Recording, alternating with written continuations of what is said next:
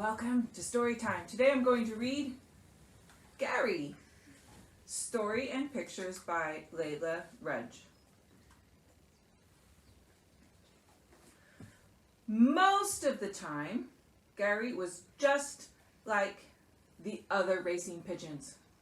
He ate the same seeds, slept in the same loft, and dreamt of adventure.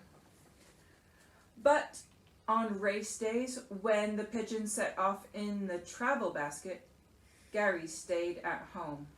To pass the time, he organized his scrapbook. He had a collection of travel mementos from everywhere. Except Gary had never been anywhere because Gary couldn't fly. The racing pigeons usually returned just before supper, and they always discussed wind directions and flight paths, or waypoints. Gary loved hearing about their adventures. He would perch nearby and record everything in his scrapbook.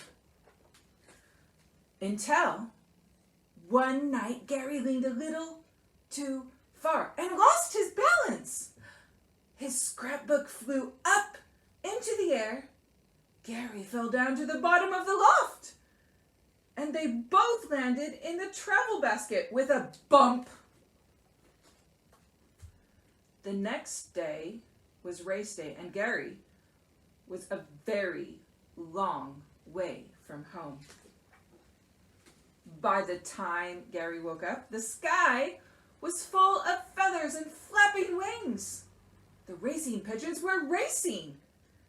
Except Gary didn't go anywhere because Gary couldn't fly. Soon, the other pigeons were dots in the distance. They were flying back to the loft. Gary wondered if he would ever find a way home, or if he would be lost in the city forever. Gary's collection of travel mementos always perked him up, so he opened up his scrapbook. Gradually, the city came to feel a little more familiar, and Gary felt a little less lost. Before long, Gary had plotted his own way back to the loft.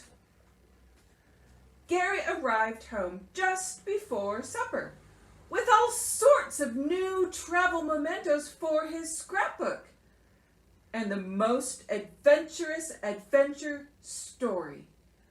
Gary couldn't fly, but Gary had been everywhere. Most of the time, Gary was just like the other racing pigeons. He ate the same seeds, slept in the same loft, and dreamt of adventure. But on some days, the other pigeons were just like Gary. The end.